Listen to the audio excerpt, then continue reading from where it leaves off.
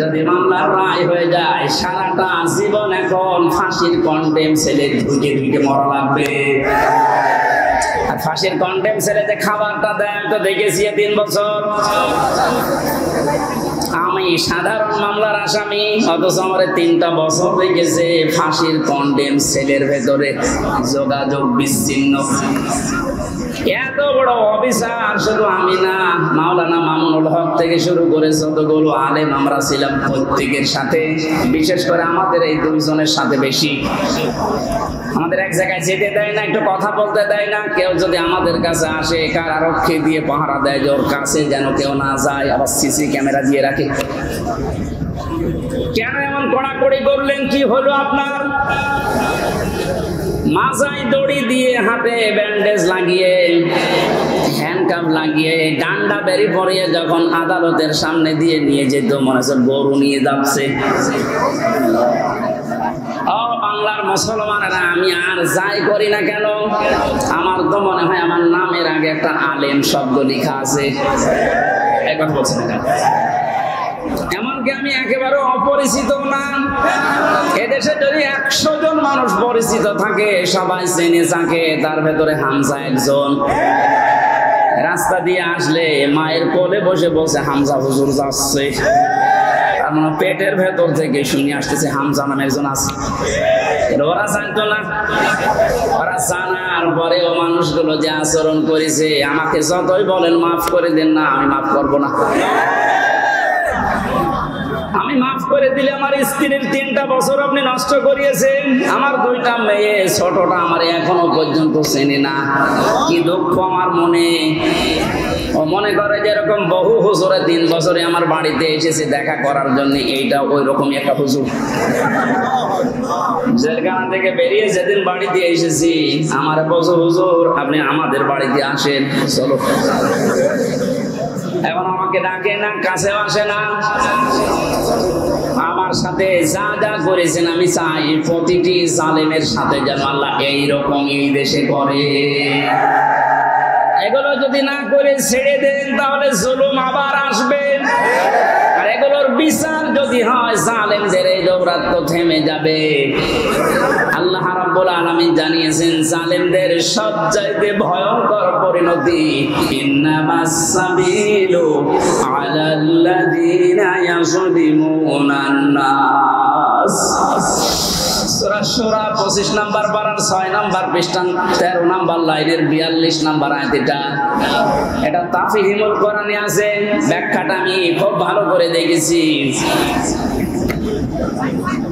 এ জামানার মুসাদ্দিদ সাইয়্যিদ আবুল আলা মাউদুদী রাহমাতুল্লাহ আলাইহি এত সুন্দর করে আয়াতটার ব্যাখ্যা লিখেছেন, আমি পড়লে আমার কাছে আশ্চর্য লাগে আয়াতটা।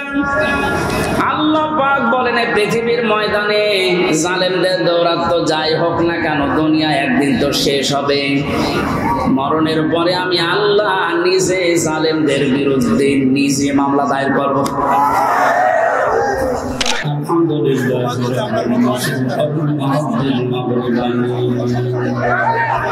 الذي خلق كل شيء سجين وأوجب علينا الإحسان بالوالدين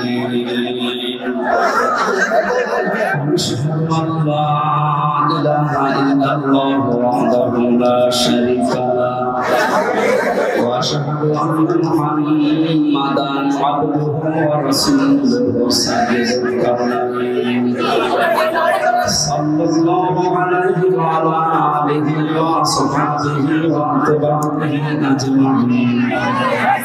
مولانا في التوفيق فقد قال الله تعالى في كلامه المجيد وبرهانه التوفيق. أعوذ بالله من الشيطان الرجيم. بسم الله الرحمن الرحيم.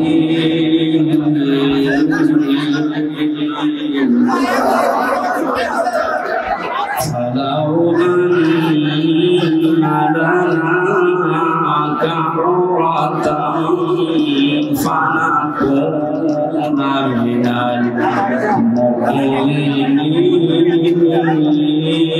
المؤمنين إن في ذلك لآية وما كان أكثرهم مؤمنين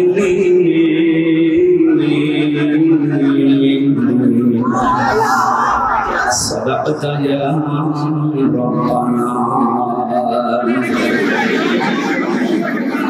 عن أنس رضي الله تعالى عنه قال النبي صلى الله عليه وسلم الكيس من دان نفسه وعمل لما بعد الموت والعاجز من اتبع نفسه هواه وتمنى على الله.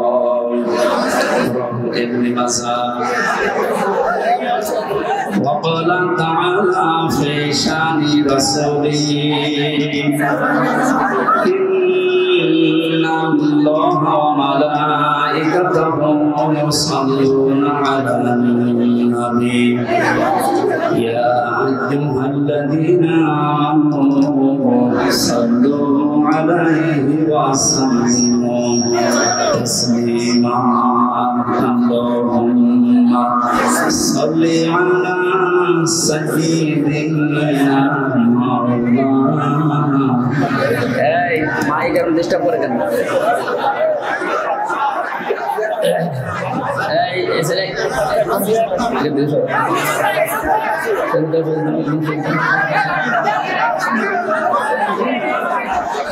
وعلى آل سيدنا مولانا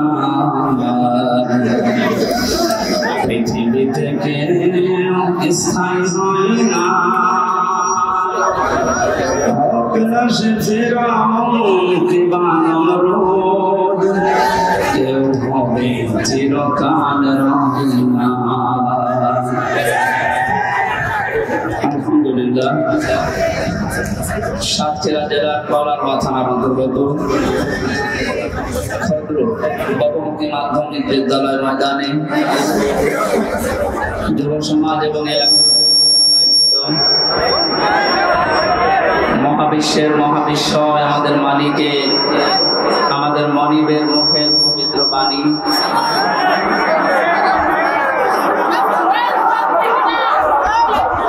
কোরআনে কারীম তাফসীরুল কোরআন মাহফিলের স্বনামধন্য সভাপতি, প্রধান অতিথি, বিশেষ অতিথিবৃন্দ, এতক্ষণ যারা আলোচনা রাখলেন আপনাদের খুলনার কৃতি সন্তান ইসলামিক চিন্তাবিদ মাওলানা রবিউল ইসলাম, নাম না জানা অন্যান্য উলামায়ে কেরাম, যশোর সাতক্ষীরায় আসলে যারা কোরআনের জন্য মহব্বত নিয়ে এগিয়ে আসে আমার শ্রদ্ধাভাজন স্যার বসে আছেন, যশোর মুক্তিযোদ্ধা ডিগ্রি কলেজের অধ্যাপক জনাব জাহাঙ্গীর আলম, মঞ্চে বসা অত্র এলাকার সর্বজন শ্রদ্ধাভাজন ব্যক্তিবর্গ, সামনে বসা মুসলমান ভাইরা, পর্দার আড়ালের সম্মানিতা মা এবং বোনেরা,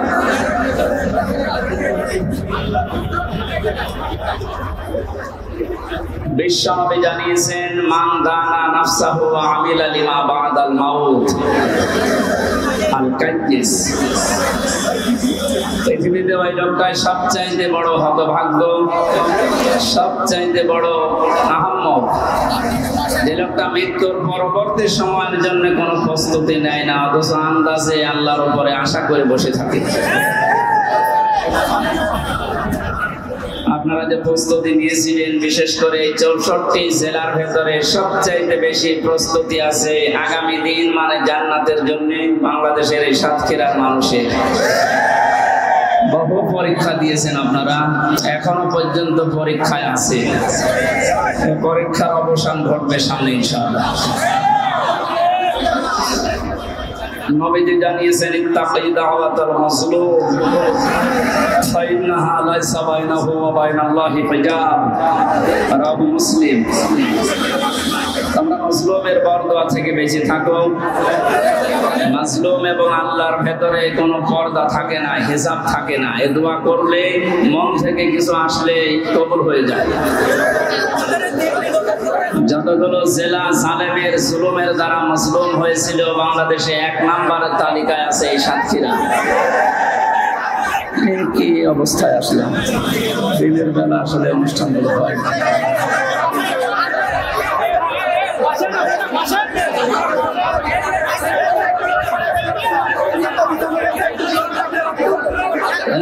রাতে ছাড়া মাহফিল গুলো আর নেবেন না, মানুষের এত ডিস্টার্ব করবে। কোরআনের মাহফিলে এসে সওয়াবের উদ্দেশ্যে এবার গোনা হয়ে যাচ্ছে, যা করছে এটা গোনা হয়ে যাচ্ছে। দাঁড়িয়ে থাকেন এই প্রচন্ড রোদের ভেতরে, এখন কি বলবো, দাঁড়িয়ে থাকেন কিন্তু কথা বলেন ভাই। কানে আওয়াজ আসলে তো আমি ভুলে যাবো, কথা বন্ধ করে। আকাশ আসতেছে চারদিক থেকে, আপনি একটু কথা বন্ধ করেন। কত মানুষ দেখেন তো কি কষ্ট নিয়ে দাঁড়িয়ে আছে, মেয়েরা ভাইরা। মুসাফির অবস্থায় আছি, মাজলুম অবস্থায় আছি, এবং এখনো আমি 3 বছর জেল খাটার পরে স্বাভাবিক হতে পারি না। এখনো পর্যন্ত আমি অসুস্থ। স্বাভাবিক হতে আরো সময় লাগবে, সুতরাং আমি এখনো অসুস্থ। নবীজির হাদিস অনুযায়ী অসুস্থ মানুষ, মুসাফির মানুষ এবং মাজলুম মানুষের দোয়া আল্লাহ ফেরত দেয় না। এই হিসাবে আশা নিয়ে আমি মোনাজাত করছি, মহান আল্লাহ যেন সাতক্ষীরার মানুষদেরকে মাজলুম হিসাবে গ্রহণ করে তার বানানো জান্নাত দান করবে। সামনে বসা মুসলমান ভাইরা, পর্দার আড়ালের সম্মানিতা মা এবং বোনেরা, এরা পর্দার আড়ালে নেই, এসব বাইরে চলে এসেছে। তারপরও যতটুকু পারেন আপনারা, যেহেতু পর্দায় থাকার জিনিস, একটু চেষ্টা করেন। আপনারা আলাদা কিছু বানাননি ওদের জন্য, সে জায়গা শেষ হয়ে গেছে।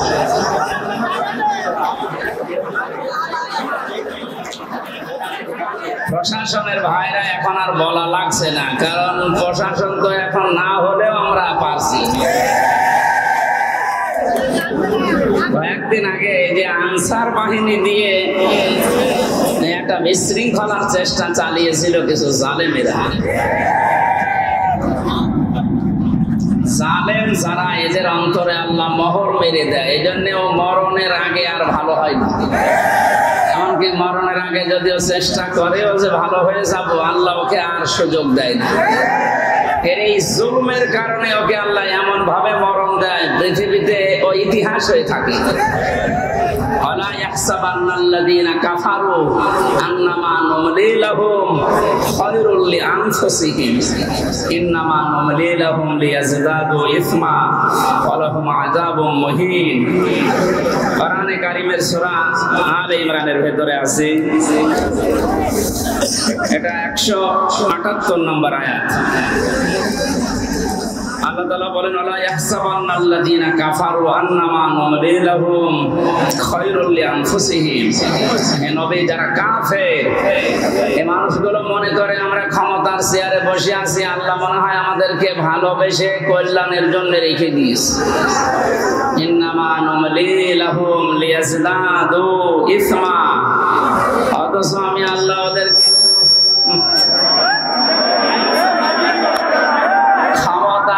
চেয়ার বা টাকা পয়সা অর্থ সম্পদ দিয়ে রাখি, এই কারণে যেন ওদের পাপের মাত্রা পরিপূর্ণ হয়ে যায়।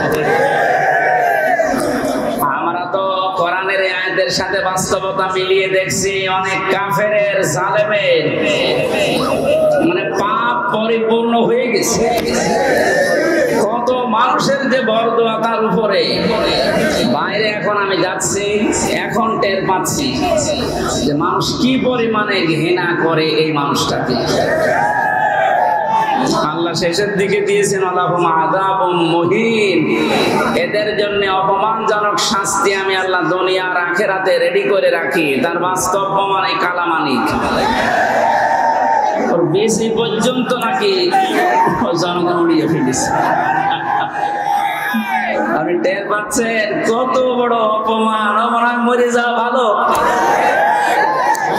গত পরশুদিন আমার মামলার হাজিরা ছিল, জজ সাহেব যতগুলো মামলা ছিল সব ঢিসমিস করে দিয়েছে, বলে এই মামলার কোনো বিচার করা যায়। আমি মনে করলাম যে প্রশ্ন করি যে স্যার আপনার হাতেই তো 3 বছর ছিল এই মামলাটা, তখন তো জামিন দিলেন না, এখন হঠাৎ করে কি এমন শক্তি আপনার ভেতরে ভর করেছে? হয়তো জিজ্ঞাসা করলে বলবে যে আমার হাত বাঁধা ছিল, এখন আমার হাত খোলা আছে। সাদাকে সাদা, কালোকে কালো বলার সময় এখন, কারণ কোনো চাপ নেই।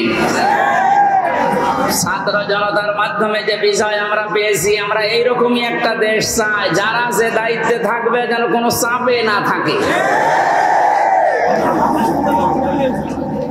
আপনারা জানেন সাবেক আইজি আব্দুল্লাহ আল মামুন এবং তার আগেরটা শহীদুল ইসলাম, দুইজনে ধরা পড়ার পরে এখন 7 দিন আর 8 দিন করে রিমান্ডে আছে।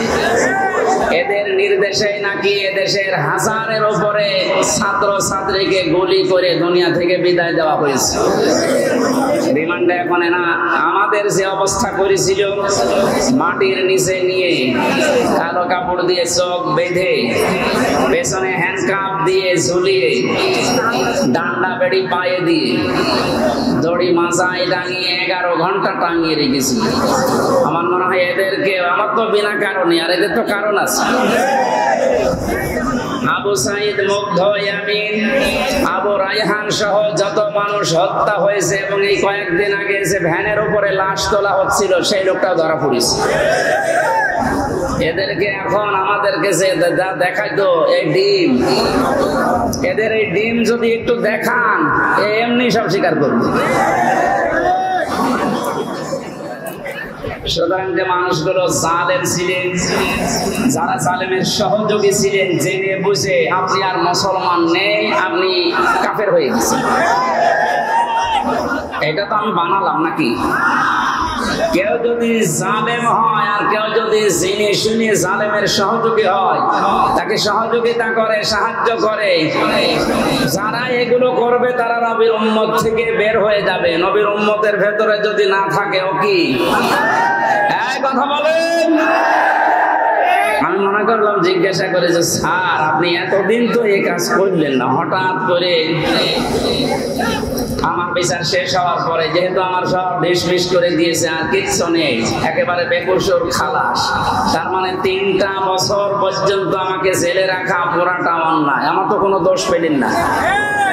এক কথা বলুন না কেন? যাদেরকে বিনা কারণে এভাবে বছরের পর বছর জেলে রাখা হয়, তারা যদি নির্দোষ প্রমাণ হয় বিচারের পর, যারা এ বিচার দিয়েছিল মামলার আয়ু থেকে শুরু করে টপ টু বটম প্রত্যেককে ওইভাবে জেল খাটানো দরকার। তাহলে যদি নাই বিচার প্রতিষ্ঠা হয়। ওনার যেমন হাত এখন খোলা, প্রত্যেক জায়গায় আমরা এরকম হাত খোলা পরিবেশ এবং বিভাগ চাই। কথা বলেন, কেউ যেন এই কথা বলতে পারে না হুজুর আমার কিছু করার নেই, উপরের নির্দেশ। ছাত্র জনতায় বৈষম্য দূর করার জন্য এই জীবনটা দিয়ে গেল। আমি গত কয়েকদিন আগে শহীদ আবু সাইদের কবরের কাছে গিয়েছিলাম, আমার বাবার সাথে দেখা করি, আমার যা সামর্থ্য ছিল আমি টাকা পয়সা দিয়ে দোয়া করে এসেছি। একজন এরকম না, হাজারের উপরে এই দেশে এরকম ছাত্র ছাত্রী জীবন দিয়ে গেল। এদেরকে অনেকে শহীদ বলতে চাচ্ছেন না, আপনার কপাল খারাপ। কোরআনে কারীম জানিয়েছে ওয়ালা তাকুলু লিমান ইউকতালু ফি সাবিলিল্লাহি আমওয়াত বাল আহইয়াউ ওয়ালাকিন লা তাশউরুন। সূরা বাকারা 154 নম্বর আয়াত, তাফসীরে ইবনে কাসিরের ভেতরে আছে। আল্লাহ পাক বলেন, মুখ দিয়ে কোনদিন এই কথা বলবি না। শুধু একজন নাই, তাকুলু বহু বচন দিয়েছেন। আল্লাহ বলেন কেউ এই কথা বলবি না যে যারা শাহাদাত বরণ করেছে ওরা মরে গেছে। মানুষ যেহেতু মুখ দিয়ে কথা বলে, এই জন্য আল্লাহ মুখের উপরে নোটিশ দিয়েছেন, এ কথা কোনদিন এই পৃথিবীতে কেউ যেন না বলে। এ নির্দেশ কার? না হামজা বানিয়েছে? আল্লাহ নির্দেশ দিচ্ছে যারা শাহাদত বরণ করে, যারা শহীদ হয়, এদেরকে মৃত বলবেন না, বাল আহইয়া, বরং তারা জীবিত। ওয়ালাকিন লা তাশউরুন, তোমরা তো টের পাও না। যশোর সাতক্ষীরাবাসী খুব খেয়াল করেন, মুখের পরে মানুষের যে আরেকটা জায়গা আছে, ধারণার জায়গা। মানুষ মনে মনে ধারণা করতে পারে যে লোকটা মনে হয় মরে গেছে। এই জন্য আল্লাহ ধারণার উপরে,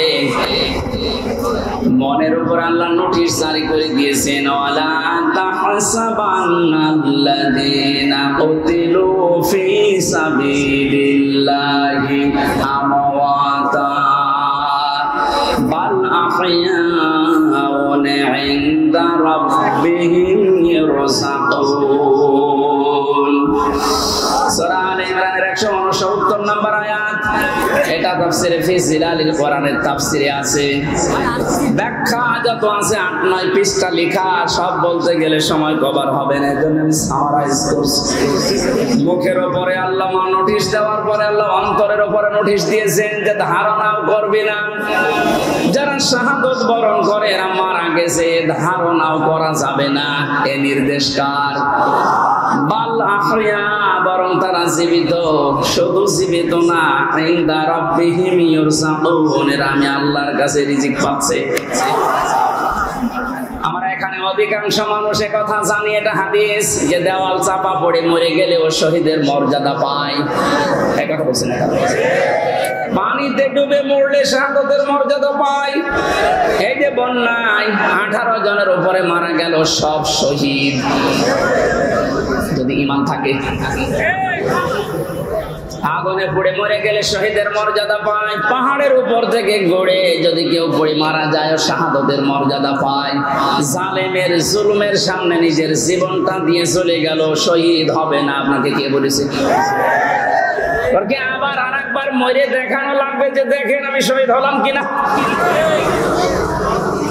সুতরাং এগুলো যারা করছেন, আপনি থামবেন, কোনদিনে কথা বলবেন না।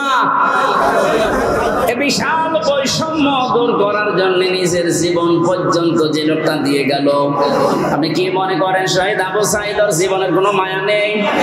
আপনি যেমন নিজের জীবনকে ভালোবাসেন, ও ছেলেটাও তো এরকম ভালোই বাসতো। ওর বাবাকে আমি জিজ্ঞাসা করলাম, ছেলে মেয়ে কয়টা? ছেলে বলছে 6টা। এটাই আমার ছোটবেলা থেকে প্রতিবাদী ছিল। প্রতিবাদ মানে কি? অন্যায় যেখানে প্রতিবাদ সেখানে, এর আরবি হচ্ছে জিহাদ। ছেলেটা ছোটবেলা থেকে জিহাদ জিহাদ জিহাদ এইটার ভূমিকায় ছিল। আর জিহাদ করলে আল্লাহ তাদেরকে শাহাদতের মর্যাদা দেয়। মহান আল্লাহ তার জীবনটা এত বেশি ভালোবেসেছেন, সাধারণভাবে রোগে শোকে পড়ে মরণ দেয়নি, দিয়েছে একেবারে ময়দানে। মৃত্যু দেখে দেখে আল্লাহর কাছে যাচ্ছে। চারটা গোলে তার বুকের ভেতরে, যাদের নির্দেশে কাজ হয়েছিল, আহ্বান জানাচ্ছি যারা দায়িত্বে আছেন, একটা কেউ যেন ছাড়া না হয়। আরে কথা কোনদিন ধারণা আনবেন না, বলবেন তো নাই যে ওরা মরে গেছে এমনি না। এদেশটা স্বাধীন করার জন্য 71 সালে যারা জীবন দিয়েছিল, তাদেরকে যদি শহীদ বলতে পারেন, পৃথিবীর সবচাইতে বড় স্বৈরাচারী ফেরাউনের পরে এই হাসিনা। এর বাস্তব প্রমাণ আয়না ঘর। আমি মাটির নিচে যতদিন ছিলাম, জানি না যে দুনিয়া বলে কিছু আছে কিনা। আমারে যারা নিয়েছিল রিমান্ডের নাম করে নিয়েছে, তো অথচ নিয়েছে তো মাটির নিচে। এত কঠিন অবস্থায় রেখেছিল, এত অসহায় হচ্ছিল মনে নিজেকে, যে আল্লাহ পৃথিবীতে তুমি ছাড়া মনে হয় কেউ নেই। কারণ আমি বিচ্ছিন্ন ছিলাম দুনিয়া থেকে। আমি তো তাও মাত্র 3 বছর, আর ব্যারিস্টার আরমান 8 বছর। আপনি কল্পনায় আনতে পারেন যে একজন মানুষকে মাটির নিচে যে ঘর এখন দেখা যাচ্ছে, এখানে 2 দিন 5 দিন 10 দিন না, 8 বছর একটা মানুষ থাকলো কি করে? এটা টুরিস্ট প্লেস হিসাবে আমার মনে হয় যারা দায়িত্বে আছে অন্তর্বর্তীকালীন সরকারের, তাদের উচিত হবে এটা রেখে দেওয়া। তামাম দুনিয়ার মানুষ সেটা আসবে, দেখবে আর বুঝবে যে বাংলাদেশে একটা জালেম ছিল। এর সাথে যারা জড়িত প্রত্যেকের ওইভাবে করে শাস্তি দেওয়া দরকার। অনেকে বলছে না মাফ করে দেন না, মাফ করার কোনো বিষয় এখানে নেই। কিসের মাপ? আপনি তো ওই জায়গায় পড়েননি। তাই কোরআনে কারীম জানিয়েছে ওয়াইনা আকাবতুম ফাআকিবু বিমিসলি মা উকিবতুম বিহি। তোমার উপর যতটুকু অত্যাচার করা হয় তুমি যদি প্রতিশোধ হিসাবে অতটুকু নাও তবে কোনো দোষ নেই। আমি নিরপরাধের বড় যা করেছে, যেহেতু নিরপরাধ আমি প্রমাণ হয়ে গেছি গত পরশুদিন। কথা বলেন না কেন? গত পরশুদিন আমি তো প্রমাণ হয়ে গেছি যে আমার কোনো দোষ নেই। এই জন্য তো আদালত বেকসুর খালাস দিয়েছে। তাহলে যারা এর সাথে জড়িত টট্টপটল, আমার কিন্তু কোনো সাধারণ মানুষ মামলার বাদী ছিল না। মামলার বাদী ছিল হাসিনা। জেনে শুনে কাজ করেছে। আমার মতো একজন দুইজন না, হাজার হাজার আলেম আমার সাথে জেলখানায় সারা বাংলাদেশে। আমি গণনা পেয়েছিলাম আমার সাথে প্রায় 120 জনের উপরে ছিল, সারা দেশে মিলে কয়েক হাজার। জানা শোনার পরে যারা ভুল করে অবশ্যই তারা অপরাধী, আর অপরাধীর শাস্তি হবে মাস্ট বি। অপরাধগুলোর সাথে যারা জড়িত আছেন, আমি নিজেরটা যেহেতু ভুক্তভোগী আমারটা বলছি, আমি তো নিরপরাধ প্রমাণ হয়েছে দেশের আদালতে। যারা জড়িত আমার মামলার আইওয়াই মিজান থেকে শুরু করে প্রত্যেকের আমি এইরকম 3 বছর জেল চাই। এমনকি আমার ধরার পরে আমার বাবার কাছ থেকে ওরা বিনা কারণে বলেছে 10 লাখ টাকা দেন, নয়তো 50টা মামলা দেব। বাবা মানে গ্রাম্য মানুষ, ভয়তে 8 লাখ দিয়ে দিয়েছে। আমি গতকালকে আমার মামলার আইরে কল দিয়েছিলাম। আগে ওরে আমি স্যার বলতাম, আর কান থেকে দেখছি কান্না কাটি করে বলছে স্যার কি করা লাগবে বলেন। কি করা লাগবে মানে আমার 8 লাখ টাকা ফেরত দে। কারণ এখন তো আমার কোনো দড়ি নেই, সব শেষ। শুধু আমার মামলা না, এদেশে যত মানুষকে বিনা কারণে আজ বন্দি ঘরে, আয়না ঘরে, জেলখানায় আটক রাখা হয়েছে, এদের সাথে যারা জড়িত কিছু তো প্রমাণ করতে আপনি পারবেন না। এদেশের 18 কোটি মানুষ যদি মাফ করে দেয় আপনাকে, কারণ আমার সামনে ব্যারিস্টার আরমানের স্ত্রী আপনারে মাফ করবে না। কালকে লাইভ করেছেন সংবাদ সম্মেলনে, যা করেছেন তার সাথে পৃথিবীর ইতিহাস পাল্টিয়ে ফেলেছেন। এই জন্য আল্লাহ জালেমদের এত কঠিন এবং করুণ এবং ভয়ঙ্কর পরিণতি নিয়ে আসে। কালকে আদালত থেকে বের হওয়ার সময় দেখলাম হাজী সেলিম হাও মাও করে কাঁদছে। আমি কিছু জানি না, কথা মুখ দিয়ে ভালো বের হয় না। নৌকা বলতে গিয়ে নৌকা বলে, নৌকা বলতে পারে না। কি হলো বলেন তো জালেমের? যতগুলো হত্যা মামলা তার, একটার যদি রায় হয় হত্যা মামলার, ফাঁসি হবে তার। অথচ বয়স এই বয়সে হচ্ছে চরিত্র এখন দেখা যাচ্ছে। আমার মনে হয় এটা মুখে আনতেও আমার ঘৃণা করে। এই যুবক মানুষের যদি একটু উল্টাপাল্টা করে তো মেনে নেওয়া যায়। 80 বছর বয়সের শরীর চলে না, আর কি করছে? ওর দৃশ্য দেখে শয়তান মাঝে মাঝে হাসে, আল্লাহ তুমি আমার শয়তান বানিয়েছো। হাজি নামে কলঙ্ক, হাজি সেলিম কত টাকার মালিক ছিল শুধু আল্লাহ জানে, আর ও জানে, তাছাড়া কেউ জানে না। টোকাই থেকে পর্যন্ত পৌঁছে কি হলো আপনার?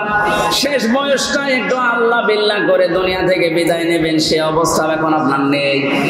যদি মামলার রায় হয়ে যায়, সারাটা জীবন এখন ফাঁসির কন্ডেম ছেলে ধুইকে ধুইকে মরা লাগবে। আর ফাঁসির কন্ডেম ছেলে যে খাবারটা দেয় আমি তো দেখেছি 3 বছর। আমি সাধারণ মামলার আসামি, অথচ আমার 3টা বছর হয়ে গেছে ফাঁসির কন্ডেম সেলের ভেতরে, যোগাযোগ বিচ্ছিন্ন। এত বড় অফিসার শুধু আমি না, মাওলানা মামুনুল হক থেকে শুরু করে যতগুলো আলেম আমরা ছিলাম প্রত্যেকের সাথে, বিশেষ করে আমাদের এই দুইজনের সাথে বেশি, আমাদের এক জায়গায় যেতে দেয় না, একটু কথা বলতে দেয় না। কেউ যদি আমাদের কাছে আসে কারারক্ষী দিয়ে পাহারা দেয় যে ওর কাছে যেন কেউ না যায়, আবার সিসি ক্যামেরা দিয়ে রাখে। কেন এমন কড়াকড়ি করলেন? কি হলো আপনার? মাথায় দড়ি দিয়ে, হাতে ব্যান্ডেজ লাগিয়ে, হ্যান্ডকাপ লাগিয়ে, ডান্ডা বেরি পরিয়ে যখন আদালতের সামনে দিয়ে নিয়ে যেত, মনে হচ্ছে গরু নিয়ে যাচ্ছে। ও বাংলার মুসলমানেরা, আমি আর যাই করি না কেন, আমার তো মনে হয় আমার নামের আগে একটা আলেম শব্দ লেখা আছে। এক কথা বলছেন না? এমনকি আমি একেবারে অপরিচিত না। এদেশে যদি 100 জন মানুষ পরিচিত থাকে, সবাই চেনে থাকে, তার ভেতরে হামজা একজন। রাস্তা দিয়ে আসলে মায়ের কোলে বসে বসে হামজা হুজুর যাচ্ছে, তার মানে পেটের ভেতর থেকে শুনে আসতেছে হামজা নামে একজন আছে। ওরা জানতো না, ওরা জানার পরেও মানুষগুলো যে আচরণ করেছে, আমাকে যতই বলেন মাফ করে দেন না, আমি মাফ করবো না। আমি মাফ করে দিলে আমার স্ত্রীর 3টা বছর আপনি নষ্ট করিয়েছেন, আমার 2টা মেয়ে, ছোটটা আমার এখনো পর্যন্ত চেনে না। কি দুঃখ আমার মনে। ও মনে করে যেরকম বহু হুজুরে 3 বছরে আমার বাড়িতে এসেছে দেখা করার জন্য, এইটা ওই রকমই একটা হুজুর। জেলখানা থেকে বেরিয়ে যেদিন বাড়িতে এসেছি, আমার বছর হুজুর আপনি আমাদের বাড়িতে আসেন, চলো। এখন আমাকে ডাকে না, কাছেও আসে না। আমার সাথে যা যা করেছেন আমি চাই প্রতিটি জালেমের সাথে যেন আল্লাহ এইরকম এই দেশে করে। এগুলো যদি না করে ছেড়ে দেন, তাহলে জুলুম আবার আসবে। আর এগুলোর বিচার যদি হয়, জালেমদের এই দৌরাত্ম্য থেমে যাবে। আল্লাহ রাব্বুল আলামিন জানিয়েছেন, জালেমদের সবচাইতে ভয়ঙ্কর পরিণতি, ইন্নামাস সাবিলু আলাল্লাযিনা ইয়াযলিমুনান নাস। সূরা সূরা 25 নম্বর পারার 6 নম্বর পৃষ্ঠা 13 নম্বর লাইনের 42 নম্বর আয়াত। এটা তাফহিমুল কোরআনে আছে, ব্যাখ্যাটা আমি খুব ভালো করে দেখেছি। এই জামানার মুসাদ্দিদ সাইয়্যিদ আবুল আলা মাওদুদী রাহমাতুল্লাহ আলাইহি এত সুন্দর করে আয়াতটার ব্যাখ্যা লিখেছেন, আমি পড়লে আমার কাছে আশ্চর্য লাগে। আয়াতটা আল্লাহ পাক বলেন, পৃথিবীর ময়দানে জালেমদের দৌরাত্ম্য যাই হোক না কেন, দুনিয়া একদিন তো শেষ হবে। মরণের পরে আমি আল্লাহ নিজে জালেমদের বিরুদ্ধে নিজে মামলা দায়ের করব। এদেশে 15 বছর যারা ছিল, পৃথিবী এখন প্রমাণ পেয়েছে অন্তত আয়না ঘরের মাধ্যমে যে এরা জালেম ছিল। জালেমদের বিরুদ্ধে মামলা হামজার না আল্লাহর? এই কথা বলুন। এটা নির্দ্বিধায় এখন বলতে পারি, এদেশের দায়িত্বে যারা ছিল, বিশেষ করে 1734 জন মানুষ, একেবারে ওই উপর থেকে শুরু করে, আমি নিষ্ঠার বললাম না, এ পর্যন্ত 1734 জন মানুষ দায়িত্ব পালন করেছেন মেন জায়গায়। এই 1734 জন প্রত্যেকেই জালেম এবং জালেমের সহযোগী। এরা সব হামজার মামলার আসামি। কার? বলেন বলেন। আল্লাহর মামলার আসামি, যিনি নিজে রায় দেবেন, নিজে বিচারপতি, তিনি বাদী। যে মামলার বাদী যত কঠিন হয়, শক্ত হয়, মামলা কিন্তু এরকম ঝামেলায় পড়ে। আমি তো বলেছিলাম, আমার মামলা যদি রবিউল জাহাঙ্গীর স্যারের মতো এইরকম মানুষ কেউ মামলা দিত, টাকা পয়সা দিয়ে কবে আমি বের হয়ে চলে আসতাম। কিন্তু এমন মানুষ মামলা দিয়েছে, টাকা তো খাবে না, কারণ টাকা খেতে খেতে আর জায়গা নেই। তার পিয়নের 400 কোটি টাকা। কথা বলছেন, আমার কাছে কয় টাকা খাবে?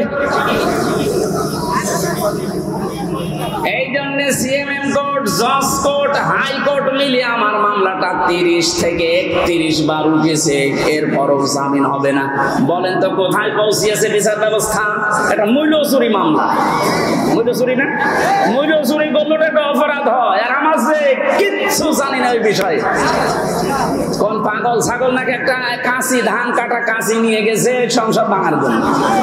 ওরে কালকে হাজির করেছিল কোর্টে, আমার পাশে দাঁড়িয়ে, এই আমার চেনো? না, আমার নাম বললে কি করবো? আমারে বলতে বলিস। জজ সাহেব যে হাসছিল কালকে পরশুদিন, একেবারে খালাস দিয়েছে এমনি না, বলছে আমি কি দেখে বিচার করবে মামলার, কোনো মাল ম্যাটারেস নেই, যা সব শেষ করে দিলাম, মামলা বলতে আর কিচ্ছু নেই। অথচ কয়েকদিন আগে সিঙ্গাপুর গিয়েছিলাম, এদেশের জালেম যারা ওই দেশে এখন আশ্রয় নিয়েছে, ওরা ওই দেশের মন্ত্রণালয়ের কাছে, পররাষ্ট্র মন্ত্রণালয়ে যারা দায়িত্বে আছে ওদের কাছে নালিশ দিয়েছে হামজার নামে, যে ওর মামলা আছে বাংলাদেশে আর ওই দেশে আছে, কথা বললো কি করে? শয়তানি করার জায়গায় দেশে আর পাচ্ছে না, এখন বাইরে শয়তানি করছে। মামলা যেহেতু বর্ষদিন মিটে গেছে, ওইটা এখন আমি পররাষ্ট্র মন্ত্রণালয়ের মাধ্যমেও ইংলিশে ভার্সন করে আমি পাঠাচ্ছি। এবার নেন ঠেলা, যারা উল্টা নালিশ দিয়েছিলেন দেখবে যে না এত বেকসুর খালাস পেয়েছে, আদালত একেবারে সব জেনে শুনে খালাস দিয়েছে, তো নির্ভেজাল মুক্ত, এর কোনো দোষ নেই। যারা এই দোষ দেওয়ার জন্য ওই দেশে নালিশ দিয়েছে তারা এবার বিপদে পড়বে না? যে এই দেশে আর থাকতে পারেনি, পালিয়েছে, ওই দেশেও আর পারবে না, আবার আসবে কুকুরের মতো পিটিয়ে মারবে।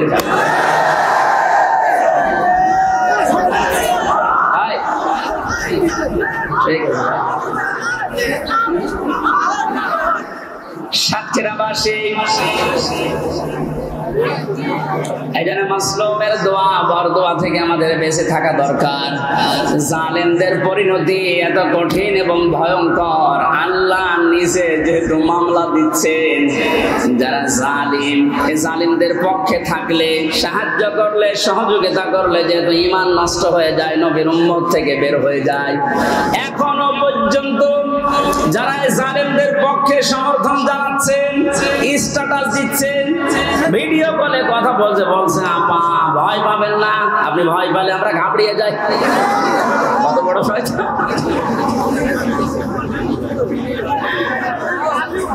আমার তো মনে হয় ওর ভিডিওটা আমি দেখলাম, শয়তান তো আমি দেখিনি, যদি দেখতাম মনে হয় শয়তান এরকমই হইতো। এখনো পর্যন্ত যদি জালেমের কেউ সাপোর্ট করেন, এখানে কেউ থাকেন, আপনি তাওবা করেন নাই তো আপনিও বেঈমান হয়ে মরবেন। সুতরাং জালেমরা যা ভেবেছিল যে আমরা এই ক্ষমতা পেয়েছি, মনে হয় আল্লাহ আমার দয়া করে দিয়েছে। আমারে যখন প্রথম সে 11 সালে 10 সালে গ্রেফতার করে, আমি সুদের বিরুদ্ধে কথা বলেছিলাম, তাই মসজিদ থেকে ধরে নিয়ে গেল যে উনি শিবির করে, শিবিরের ক্যাডার, রক কেটে বেড়ায়। আমার ওসি সাহেব নিয়ে গেল, প্রথমে যে আয়াতটা ধরছে যে কুলিল্লাহুম্মা মালিকাল মুলকি তুতিল মুলকা মান তাশা ওয়া তানজিউল মুলকা মিম্মান তাশা ইলা আখির আয়াত। উনি টেবিলের নিচে এভাবে খাতা রেখে বাংলায় লিখে নিয়েছে, আমার সামনে বসিয়ে বলছে, হুজুর এই আয়াতটার বাংলা বলেন তো। ঠিক আছে বলছি। আল্লাহ পাক বলেন, যাকে ইচ্ছা আমি ক্ষমতা দেই, যাকে ইচ্ছা ক্ষমতা থেকে নামিয়ে দেই। এতটুকু বলার পরে বলছে, হুজুর দাঁড়ান, যা বললেন এটা ঠিক আছে না? এটাই তো কোরআনের অর্থ। হাসিনাকে আল্লাহ ক্ষমতায় বসিয়ে রেখেছে, এটা আল্লাহ রেখেছে, আপনারা ঝামেলা করেন কেন? কোথায় টান দিয়েছে দেখেছে, কত বড় মুফাসসির।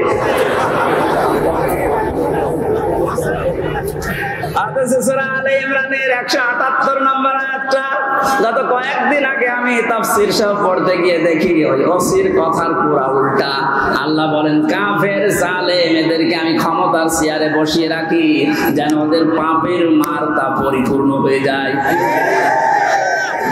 পাপ যখন একেবারে পরিপূর্ণ হয়ে যায়, তখন আর ভালো হওয়ার নিয়ত থাকলে ওরে আমি আর সুযোগ দেই না, যেমন ফেরাউনকে দেইনি। তখন আমি কি করি? ওদের জন্য যন্ত্রণাদায়ক এবং এবং অপমানজনক একটা শাস্তির ব্যবস্থা করে। আমার মনে হচ্ছে পৃথিবীতে আল্লাহ যদি কিছু নাও দেখায়, ইনুর সাথে যা দেখাইলো আমার জীবন ধন্য হয়ে গেছে। এই শয়তান আমার এমপি থাকাকালীন কুষ্টিয়ায় ঢুকতে দিত না, তো শিবির করে ও ঢুকতে পারবে না। এই যে হানিফ আমার চাচা, নিজের চাচা আমার দাওয়াত দিয়েছে খাওয়ার জন্য, যদিও সে আওয়ামী লীগের চেয়ারম্যান। আমি খাবার খেতে গেছি, ওপর থেকে ওরে কল দিয়েছে, হামজাকে কেন আনলেন? বলো আমার ভাইয়ের ছেলে ভাতিজা, ওরে ডাক দেবো না। না, আওয়ামী লীগ করলে কোন শিবির জামাতের লোককে বাড়িতে খাওয়ানো যাবে না। আপনি কোথায় পৌঁছিয়েছিলেন?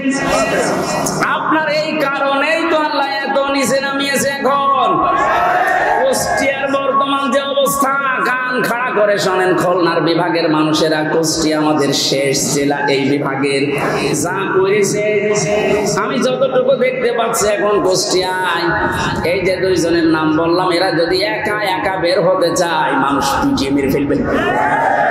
পুলিশ নিয়ে বের হয়েছিল আদালতে, তাও মানুষ ডিম নিয়েছে, লাঠি দিয়েছে। আর একা একা থাকলে মানিকের মতো বিসি কেটে নেন।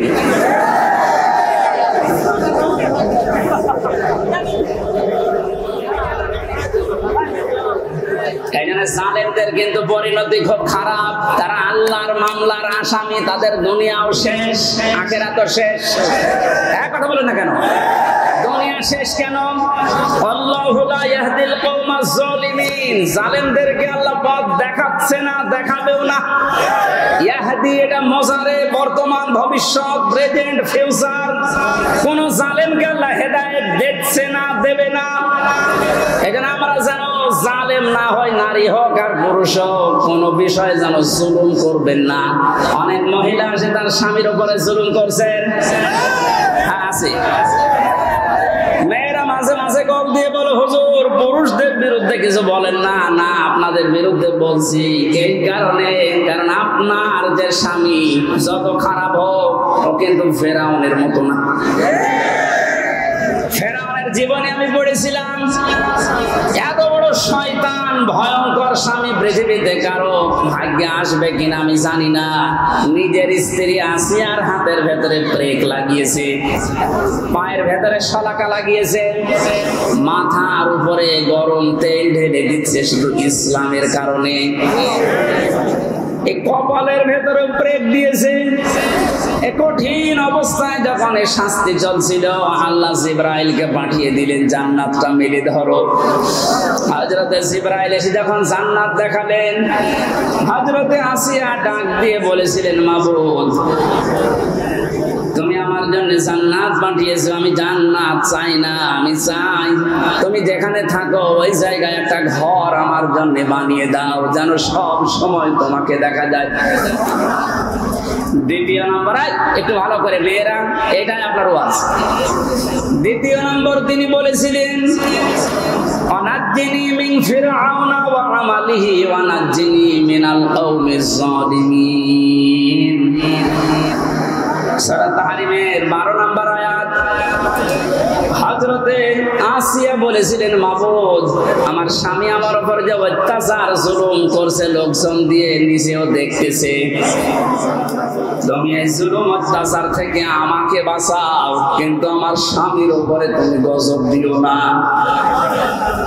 বাংলার মা বোনেরা, আমি আপনাদেরকে ভালোবাসি, কারণ যে 4টা কারণ না মানলে মেয়েরা জাহান্নামে যাবে, তার 3 নম্বরে এটা, স্বামী যাদের আছে এই মানুষগুলোকে যারা জায়েজ পন্থায় খুশি করতে পারে না, ওই মেয়ে লোক নামাজ রোজা হজ যাকাত করলো জাহান্নামী। অনেকে এটা হয়তো বোঝেন না, বা বোঝার পরেও না জেনে না বুঝে ভুল করছেন। আপনাকে আমি থামার জন্য বলছি, এই পৃথিবীতে সবচেয়ে বড় মেহমান আপনার জন্য আপনার স্বামী। আমি যে উদাহরণ দিলাম যে এই মহিলার মতো এত বড় ভয়ঙ্কর স্বামী দুনিয়ায় কারণে যশোর, খুলনা, বাগেরহাট, সাতক্ষীরা তো নেই। না না, এত বড় খারাপ স্বামী আছে কার? আছে মানে আপনি কি এরকম নাকি?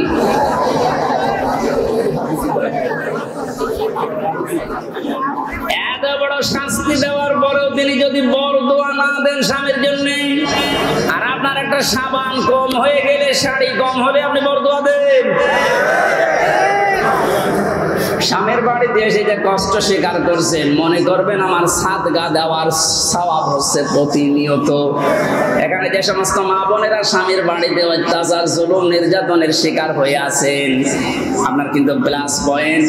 আপনি জান্নাতের দিকে এগিয়ে যাচ্ছেন। মাঝখান থেকে ফেরাউন মার্কা যদি আপনার ওই স্বামীটা হয়, ও জাহান্নামের দিকে এগিয়ে যাচ্ছে। বলেন নাউজুবিল্লাহ। এই জন্য আমার স্ত্রীর দ্বারা যেন স্বামী জুলুমের শিকার না হয়, স্বামীর দ্বারা কোনো স্ত্রী যেন জুলুমের শিকার না হয়। জুলুম এত বড় মারাত্মক একটা অপরাধ। আর জুলমু যুলুমাতুন ইয়াউমাল কিয়ামাহ, নবীজি বলেন জুলুম কিয়ামতের দিন ঘোর অন্ধকার হয়ে মানুষের সামনে দেখা দেবে। যেন আমরা যা করি না কেন অন্তত জুলুম থেকে যেন আমরা বেঁচে থাকি। বলেন আমিন। এটা আল্লাহ এত বেশি ঘৃণা করেন এই জুলুমকে। সূরা ইব্রাহিম 13 নম্বর পারা 19 নম্বর পৃষ্ঠা 12 নম্বর লাইনের 42 নম্বর আয়াতটা আল্লাহ জালেমদেরকে নাযিল করেছেন তাদের দেখে। ওয়ালা তাহসাবান্নাল্লাহা গাফিলান আম্মা ইয়ামালুজ যালিমুন। রব্বুল আলামিন বলেন, নবী আপনি কি মনে করেন যে জালেমদের সম্পর্কে আমি কোনো খোঁজ খবর রাখি না? আমি সব চাইতে বেশি খোঁজ রাখি জালেমদের কাছের উপরে। এই জন্য জালেম বিদায় নিয়েছেন। কিয়ামত পর্যন্ত এই দেশের এই চেয়ারে যেন কোনো জালেম বসতে না পারে, সে ব্যবস্থা আমাদের এখনই করা লাগবে। আমার কথার অর্থ যদি না বুঝে থাকেন, ঝড়ি কোদাল নিয়ে আসেন। হ্যাঁ, কথা বুঝতেছেন? পৃথিবীতে কেন জালেম যেন আর চেয়ারে আসতে না পারে, সে ব্যবস্থা আমাদের এখনই ওই পথগুলো বন্ধ করা লাগবে। কারণ জালেম যদি আবার আসেও কিন্তু আরো ভয়ঙ্কর হবে। দরুদ আর সালাম পাঠ করে আমার আজকের আলোচনার বিষয় হচ্ছে হাসরের ময়দানে 5 ধরনের মানুষ শুধু কাঁদবে। আমি কোরআনে কারীম থেকে সূরা শুআরার 102 নম্বর একটা মাত্র আয়াত পড়ছি। আল্লাহ রাব্বুল আলামিন এই আয়াতে আমাদেরকে আফসোসের কথা জানিয়েছেন। রাব্বুল আলামিন বলেন, ফালাউ আন্না লানা কাররাতান ফানাকুনা মিনাল মুমিনিন। কিয়ামতের ওই কঠিন ময়দানে যখন বিচার আচার শুরু হবে, মানুষ বলবে, আল্লাহ একটু সময় যদি আমাকে দিতে, যদি কিছু সময়ের জন্যও দুনিয়ায় যেতে পারতাম। এই কাররাতান মানে মাররাতান ওয়াহিদা, মানে একবার, একটা বারের জন্য যদি একটু সুযোগ দিতে, শুধু যেতাম আর ভালো হয়ে যেতাম। মিনাল মুমিনিন, আমি বিশ্বাসী মুমিন হয়ে তারপরে তোমার কাছে আসতাম। আল্লাহ পাক বলেন, না, আজকের এই ময়দানে যত ধরনের, যত শ্রেণীর মানুষ এই ময়দানে বসে আছে, দাঁড়িয়ে আছে বিচারের জন্য, 5 প্রকার মানুষের ভেতরে শুধু কাঁদতেই থাকবে, কাঁদতেই থাকবে। এখন মিলিয়ে দেখেন তো এই 5 প্রকারের ভেতরে আপনি আছেন কিনা। 1 নম্বরে কোরআনে কারীম নাম দিয়েছে তাদের, যারা কাফের। কারা কাফের? দেশে নেই। কোন মানুষ যদি কাফেরকে কাফের না বলে, কাফের ধারণা না করে, সেও কাফের। এক কথা বুঝতেছেন? আপনি কাফেরকে কাফের মনে করেন না, ধারণাও করেন না, মনে করেন না আমার মতোই মুমিন, আপনিও কাফের হয়ে যাবেন। কোরআনে কারীম কাফের কাদেরকে জানিয়েছে, ইন্নাল্লাযীনা কাফারু বিআয়াতিনা। কাফেরের যতগুলো সংজ্ঞা আছে, 1 নম্বরে আল্লাহর কোরআনের আয়াতকে যারা মিথ্যা মনে করে, এরা হচ্ছে কাফের। এদেশে এরকম মানুষ নেই। আরো জোরে বলেন। আজকে 4 তারিখ, 1 মাস আগে মাত্র এতগুলো মানুষ এক জায়গায় কোরআনের কথা শুনবে। 96% মুসলমানের দেশে 14 জায়গায় পারমিশন নেওয়ার পরেও অনুমতি মিলত না। কথা বলে না কেন? আমির হামজা কুষ্টিয়া থেকে আসবে ওর বাবার কথা বলার জন্যে, ওর দাদার কথা বলার জন্যে। আপনিও জানতেন যে ও কোরআনের তাফসীর করে, ও তাফসীর করার জন্য আসবে। এই যে জানা শোনার পরে শুধু আন্দাজে একটা এক লাগিয়ে যাওয়া জামাত ইসলাম করে, ও শিবির করে, এই ধোয়া তুলে আপনি বন্ধ করে দিতেন। আপনি কাফের, কারণ এই কাজটা করে দুনিয়ায় কাফেরেরা। এই কাজটা যে কাফেররা করে আমি বানালাম। বলেন বলেন, সূরা হামিম সিজদা 26 নম্বর আয়াত। আল্লাযীনা কাফারু লা তাসমাউ লিহাদাল কুরআন আলগাউ ফীহি লাআল্লাকুম তাগলিবুন। রব্বুল আলামিন বলেন, কাফেররা সিদ্ধান্ত নিয়েছিল ১৫০০ বছর আগে, সব চলতে দাও দুনিয়াতে, কোরআন যেন না চলে। 15 বছর এইটা সিদ্ধান্ত চলছিল যে সব চলতে দাও, 12 মাসে 13 পূজা না 14 পূজা হোক, অসুবিধা নেই। কোন অনুষ্ঠানে বাধা দিয়েছেন আপনি বলেন? না, শুধু একটা অনুষ্ঠানে বাধা ছিল, কোরআনের। বলেন বলেন, এ কাজ কাদের? কাফেরদের। কাদের? সুতরাং 15 বছরে যারা আলেমদের কাছ থেকে মাইক কেড়ে নিয়েছেন, আপনি কাফের। আপনার জন্য জানাজার দরকার নেই, কবরে দেওয়ার দরকার নেই। আপনি এমনিতেও জাহান্নামে যাবেন, অমনিতেও জাহান্নামে যাবেন, আপনাকে পুড়িয়ে ফেলা দরকার। কথাটা একটু কড়া হয়ে গেল নাকি? কিচ্ছু করা হয়নি। এই 15 বছর বহু জ্বালাতন করেছেন। বাংলাদেশের 64 জেলার প্রায় 36টার উপরে জেলায় আমাকে কোরআনের কথা বলতে দেয়নি। তার ভেতরে সাতক্ষীরা একটা। কথা বলেন না কেন? বহুবার এসে সেই কুষ্টিয়া থেকে এখান থেকে আবার ফেরত দিয়েছে রাত 10টায়, 9টায়, 11টায়। যান, হবে না। কেন? কোনো দোষ নেই। কোরআনের কথা বলতে যারা বাধা দেয়, আল্লাহ বললেন এরা কাফের, আর আপনি কাফের মনে করেন না, আপনিও কাফের। আর কিয়ামতে সবচেয়ে বেশি কাঁদবে কারা? এরকম কাফের যদি সাতক্ষীরায় থাকেন, মুসলমান হন। আমি বর্ষদিন একটা মুসলমান বানিয়েছি, গাইবান্ধা। না, ও আসলে হিন্দু। যারা বাধা দেয় কোরআন, এরা হিন্দুর চাইতেও খারাপ। ডক্টর মোহাম্মদ ইউনূস লোকটাকে যাই মনে করেন। অনেকে লাফাচ্ছে যে ওর কি, আপনি কি বোঝেন? ওর খুঁটি কোন জায়গায় বাধা, ওর পেছনে কোন দেওয়াল আছে আপনি টের পাচ্ছেন? বিভিন্ন ইস্যু তৈরি করে মাঠে ময়দানে নামেন, আর ওর বাড়ি ঘেরাও করবো, বাড়ি ঘেরাও করবো। আরে ভাই, ইউনূস কি আপনি এখনো টের পাননি? আমার এই যে মোবাইলটা কালকে আদালত দিয়েছে 3 বছর পরে। এই মোবাইলে যদি কল আসে, সর্বোচ্চ তারেক জিয়ার পিএস অপু ভাই থেকে কল আসবে, এর চাইতে উপর থেকে আর আসবে। উনি আমার সাথে 3 বছর জেলে ছিল, একটা পরিচয় আছে। তারেক জিয়ার পিএস অপু, নাম শোনেননি? উনি হয়তো কল দিতে পারে, খুব ভালোবাসে আমার। আর ডাক্তার ইউনূসের মোবাইলে কল আসে একেবারে বারাক ওবামা, জো বাইডেন থেকে, শি জিনপিং থেকে। আপনি টের পান, আন্দাজে লাফান। আনসারের নাম নিয়ে লাভ দিয়েছিলেন, পিটিয়ে মানুষ ঘরে ঢুকিয়েছে। ওদের যে চরিত্র দেখবেন কিছুদিন পরে এই রাজবাড়ি, গোলন্দ ঘাটের এই বেশ্যাদেরকেও রাস্তায় নামাবে। ওরা এটাই চালাচ্ছে এখন, কিচ্ছু ছিঁড়তে পারবেন না। এই লোকটার পেছনে যাই থাক, যে খুঁটি আছে ও খুঁটি নড়ানোর জন্য ভারত, চীন, রাশিয়া, এদের দ্বারা সম্ভব না। তামাম দুনিয়াও যদি এখন একদিকে হয়ে যায়, ওরা একদিকে থাকলে তাও পারা সম্ভব না। বাস্তবতা ওইটাই বলে। মানে ক্ষমতা নেওয়ার পর দিন থেকেই ঘোষণা দিয়েছে দেশে অন্যান্য ধর্মীয় অনুষ্ঠান যেভাবে চলে, পূজা পার্বণ, কোনো অনুমতি লাগে না। আল্লাহর কোরআনের অনুষ্ঠানে এদেশে কোনো অনুমতির প্রয়োজন আর কোনো দিন হওয়ার দরকার নেই। ওনার জীবনে কি আছে না আছে আমি জানি না। আল্লাহ যদি ওনাকে মাফ নাও করে, এই কথাটার কারণে আশা করছি মাফ করে দেবে। যে লোকটা কোরআনে কারিম এভাবে ওপেন করে দিতে পারে, যারা উন্নয়নের রোল মডেল করছিল, কি করেছিল তারা? তারা আরো 144 ধারা জারি করে কোরআনের আলোচনা বন্ধ করে দিত।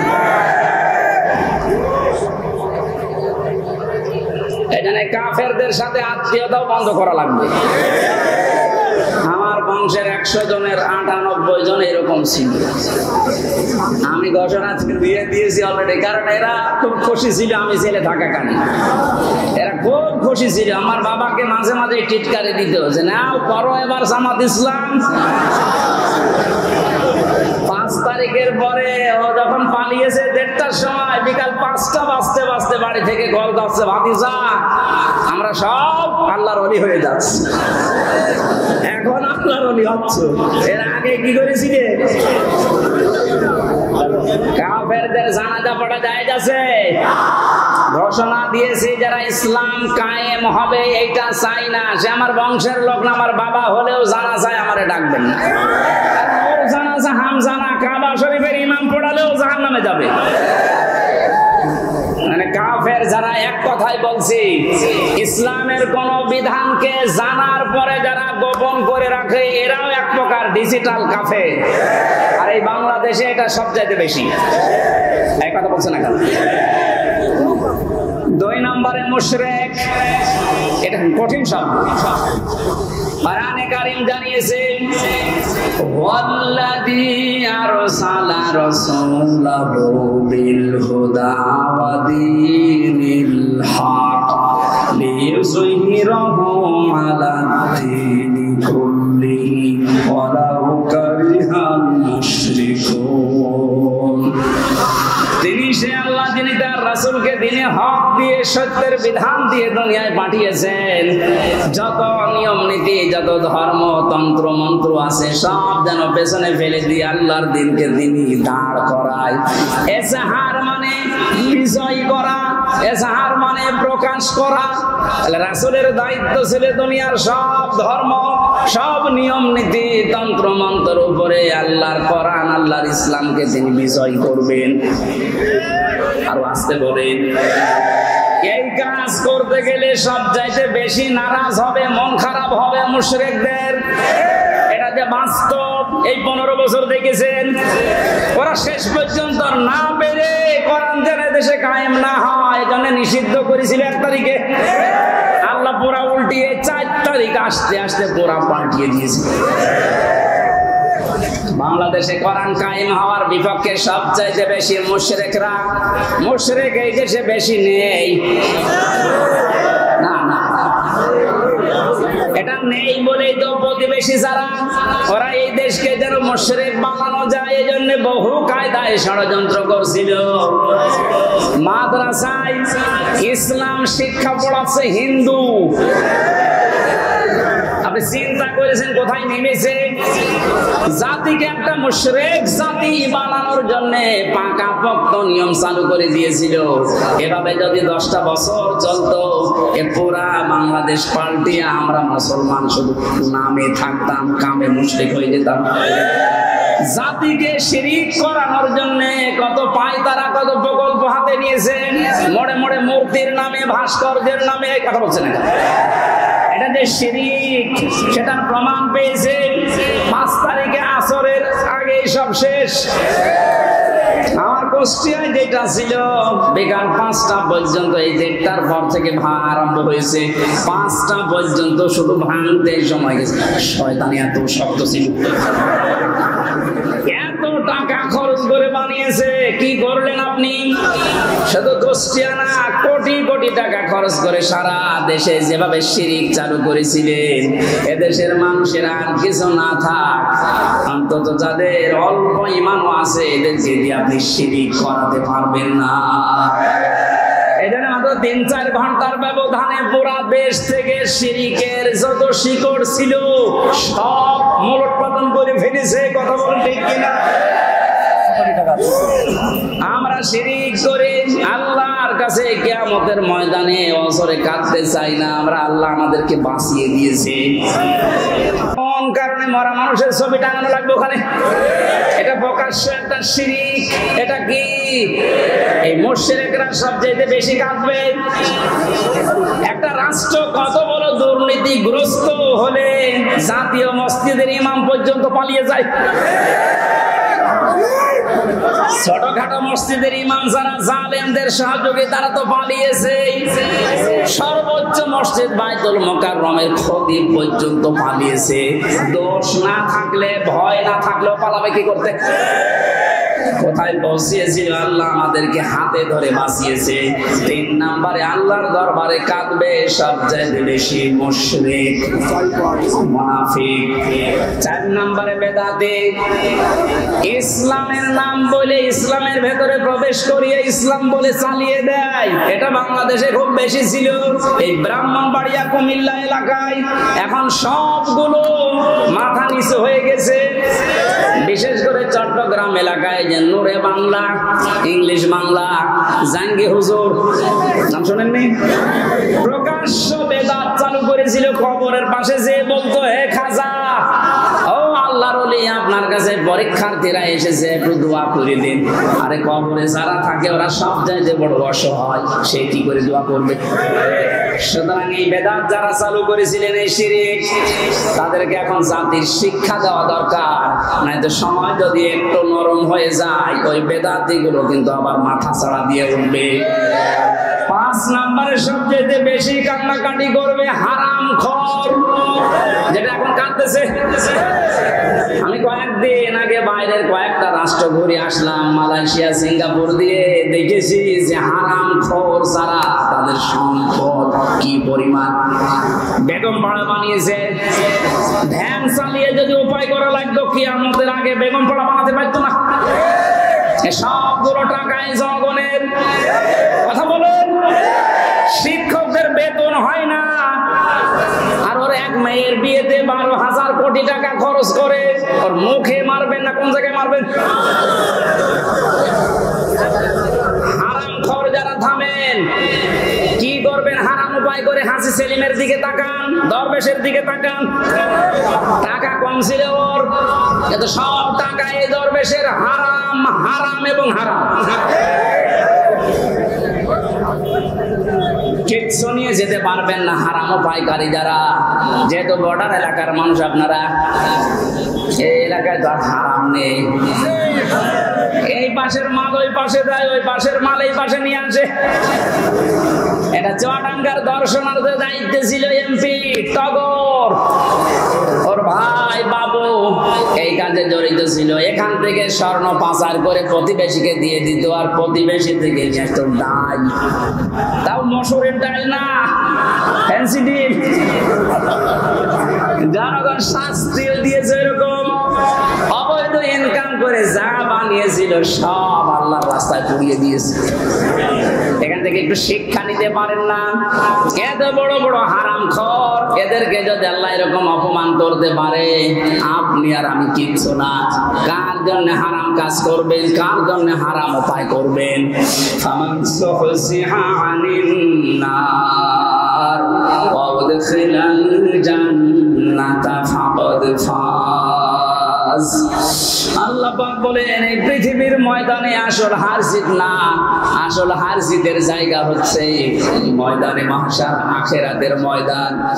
এখানে আমি আল্লাহ যাকে জাহান্নাম থেকে মুক্ত করে জান্নাত বলে ঘোষণা দেব, এই লোকটার জীবন সফল। এই চিন্তাধারা যাদের ছিল, তাদের সাথে কয়েকজনকে পেয়েছিলাম জেলখানায়। তার 1 নম্বরে আমার দৃষ্টিতে ভালো মনে হয়েছে ডাক্তার শফিকুর রহমান, জামাত ইসলামের শ্রদ্ধাভাজন আমিরকে। মুরব্বী মানুষ, এর যে ইবাদত, এর যে ঈমান, এর যে তাওয়াক্কুল, আল্লাহর প্রতি ভরসা কোন পর্যায়ের, এ মাথায় ধরবে না। একটা সেজদায় 45 মিনিট, 1 ঘন্টা, 1.5 ঘন্টা, 2 ঘন্টা একটা সেজদায় কাটিয়ে দিলে 65 বছর বয়স। অথচ আমার মতো 32 বছর যুবক মানুষ 12 রাকাত নামাজ পড়তে মাত্র 1 ঘন্টা লাগে। তখন তো হাফেজ, উনি হাফেজ না, শুধু কয়েকটা সূরা তেলাওয়াত করে সেজদা দিত। এক সেজদায় 1-1.5 ঘন্টা, 2 ঘন্টায় পড়ে অজরে কাটতো। মাঝে মাঝে বলতো, হামজা, আল্লাহ আমাকে যদি মাফ করে দেয়, এইটাই আমার জীবনের আসল সফলতা।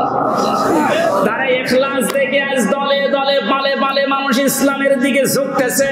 আর কথা বলে না কেন? কোরআনে কারীম জানিয়েছে, ওয়ারাইতান নাসা ইয়াদখুলুনা ফি দীনিল্লাহি আফওয়াজা।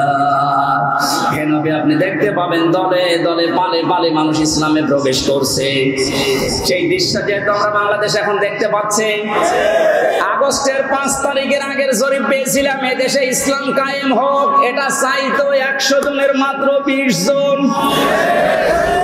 এই যে এখন আজকে 4 তারিখ, কালকে জরিপ পেয়েছি এই দেশে এখন 100 জনের 35 জন মানুষ চাচ্ছে যে ইসলাম কায়েম হোক। আর কিছুদিন যেতে দিন এভাবে যদি 51% মানুষ চায় যে দেশে ইসলাম কায়েম হোক, তখন আর কেউ বাধা দিয়ে আটকাতে পারবে না। এটা আমরা দেখতে চাই কিনা? এই চুপ করে।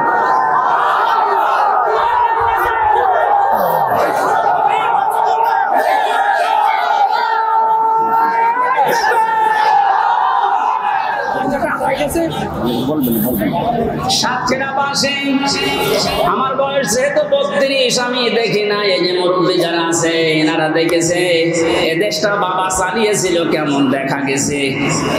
কথা বলছে না কেন? বাবার সময় অনেকে দুর্ভিক্ষে পড়েছিল না? কথা বলে না কেন? স্বামী চালিয়েছিল, শহীদ প্রেসিডেন্ট জিয়াউর রহমান, তাও আমরা দেখেছি না? আমি দেখি না, ওনারা দেখেছি। চাচা চালিয়েছে, সকালে এক কথা বলতো, বিকাল আর এক কথা। যেভাবে হোক অন্তত 9 বছর আমি দেখি না, কারণ আমার 92 সালে জন্ম। বউ চালিয়েছে, যেভাবে হোক। ভাবিও চালিয়েছে। এখন শুধু দেখতে বাকি আছে কোরআন দিয়ে সংসদ চললে কেমন দেখা যায়। এইটা দিয়ে দেশ চললে কি শান্তি আপনি এখনো দেখেননি, বোঝেনও নি। এটা এবার বোঝার সিস্টেম আসতেছে। আল্লাহর কাছে মুসাফির অবস্থায় হাজারো মানুষ নিয়ে দোয়া করছে, আল্লাহ জীবনে কিছুই যদি তোমার ভালো না লাগে, আজকের এই দৃশ্য থেকে অন্তত এটা কবুল করো যে কোরআন দিয়ে দেশ চলছে, এটা যেন আমরা দেখে মরতে পারি। আকাঙ্ক্ষা আছে কাদের? দেখি লিল্লাহি তাকবীর।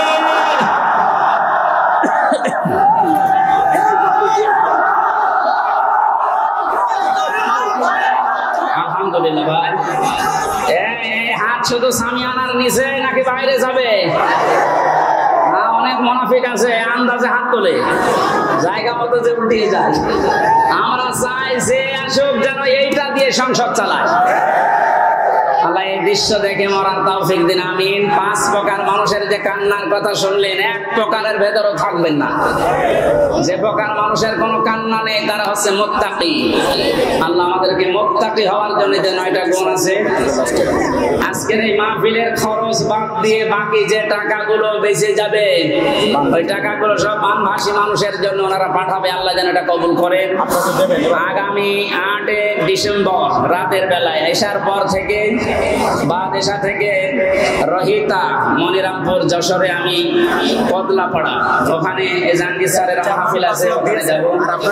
ওখানে যে আমরা কথা বল 5,000 টাকা দিয়েছে আমাদের চেয়ারম্যান ইব্রাহিম, না ইব্রাহিম সাহেব, সাবেক কেজির, এখন বর্তমান চেয়ারম্যান হয়ে যাবে ইনশাআল্লাহ।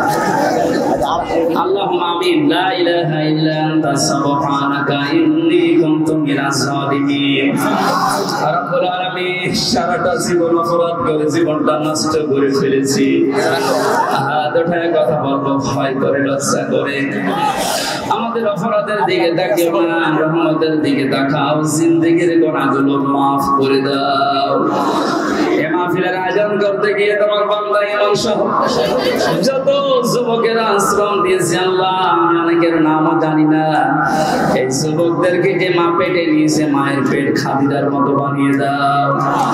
এই মাহফিলের মাধ্যমে এসেছি মাওলানা রবিউল ইসলাম সহ যত মানুষ এই মাহফিলে দল মত নির্বিশেষে, আল্লাহ তাআলা বহু কষ্ট করে রোদের ভেতরে যারা বসে দাঁড়িয়ে যে মানুষগুলো কোরআনের কথা শোনার জন্য কষ্ট স্বীকার করেছে, এদেরকে তুমি শেফায়ে কামিলা আজেলা এবং উত্তম পুরস্কার দিয়ে ধন্য করো।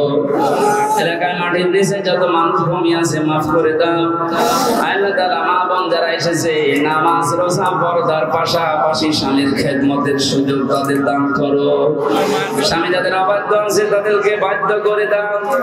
অনেক মানুষের স্বামী অত্যাচারী আছে, আল্লাহ স্বামীগুলোকে হযরতে আলীর মতো বানিয়ে দাও।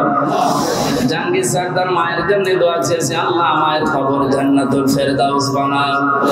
তুমি যখন মুক্ত জীবনে আমাদেরকে ফিরিয়ে দিয়েছো, মুক্ত ভাবে কথা বলার পরিবেশ দিয়েছো, আল্লাহর কণ্ঠটাও তুমি ছেড়ে দাও।